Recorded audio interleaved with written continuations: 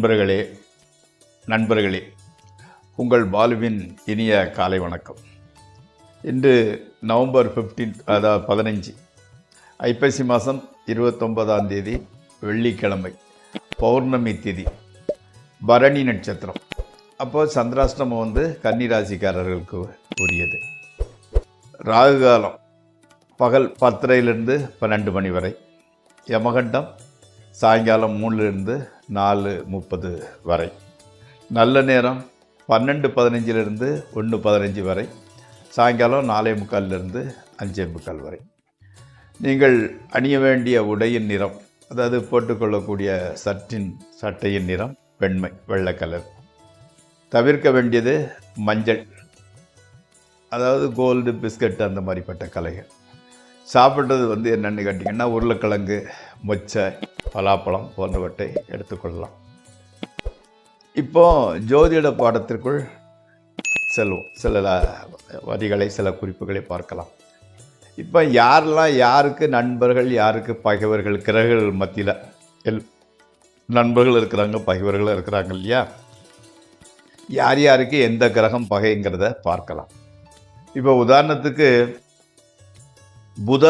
புத கிரகத்துக்கு சூரியனோ சுக்கிரனோ நண்பர்கள்.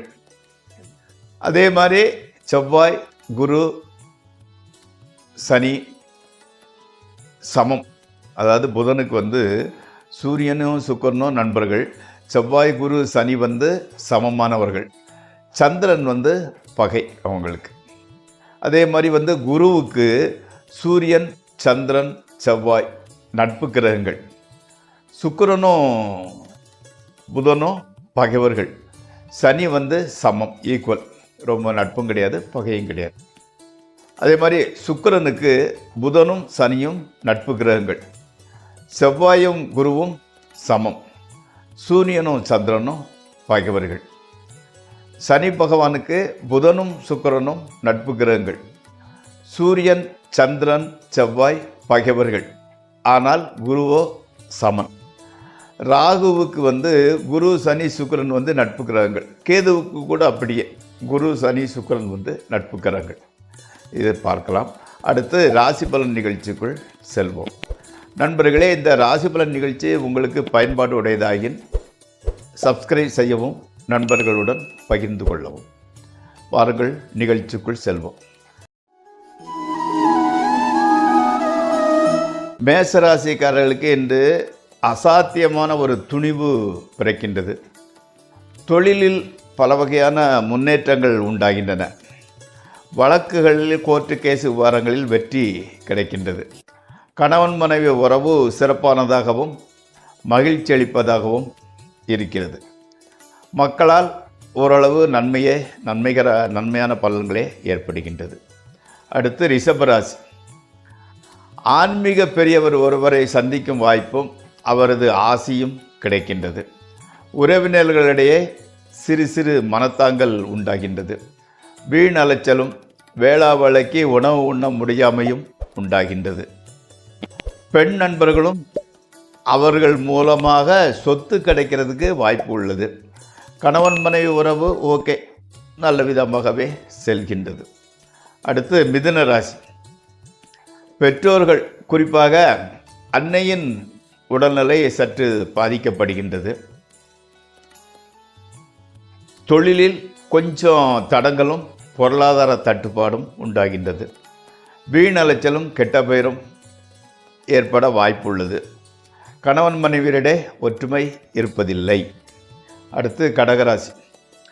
இதுவரைப்பட்ட துன்பங்கள், துயரங்கள், வறுமை எல்லாமே விலக ஆரம்பிக்கின்றது. இன்றையிலிருந்து குடும்பத்தில் அனைவரும் ஆரோக்கியத்துடன் இருக்கின்றனர்.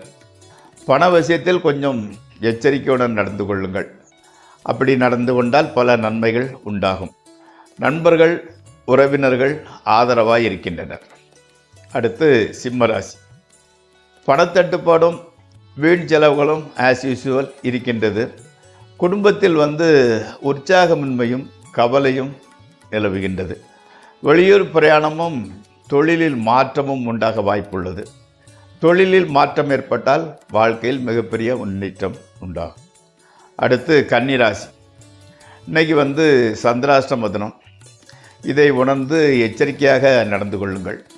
புதிய முயற்சிகள், தொலைதூர பயணம், புதிய நண்பர்களை சந்திப்பது, முக்கியமான விஐபியை பார்க்க நினைப்பது போன்றவற்றை தவிர்த்து விடுங்கள். கணவன் மனைவி உறவு தாமரையிலே தண்ணீர் போல் பட்டும் படாமலும் இருக்கிறது. அடுத்து துளாராசி. குடும்பத்தில் பணத்தட்டுப்பாடும் வீண் மனத்தாங்களும் அதிகரிக்கின்றது. செய்திகளில் ஒன்றில்தான் மனம் அமைதியடையும். உற்சாகமும் மகிழ்ச்சியும் அதன் மூலம்தான் கிட்டுகிறது. ஆனால் ஆதாயம் சிறிதான் கிடைக்கின்றது. பட் அதை பற்றி கவலை இல்லை.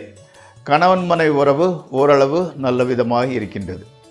அடுத்து விருச்சிக ராசி. தொட்டதெல்லாம் பொன்னாகின்றது. ஆரோக்கியம் அபிவிருத்தி அடைகின்றது.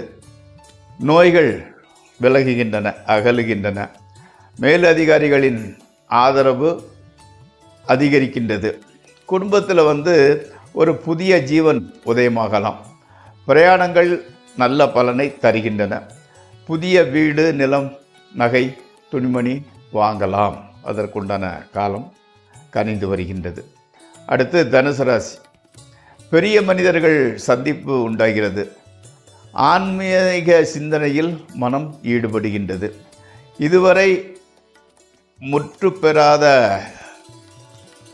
இடையில் தடங்களாகி நின்ற பல காரியங்கள் முடிவடையக்கூடிய வாய்ப்பு உள்ளது. பல நன்மைகள் உண்டாகின்றது. மேலதிகாரிகள் அனுசரணையாக நடந்து கொள்கிறார்கள்.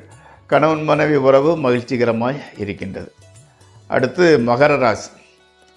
தொழிலில் பெரிய நன்மைகள் உண்டாகின்றன. பொருள் வரவு அதிகரிக்கின்றது. குடும்பத்தில் சுபகாரியம் நடைபெறுகிறது.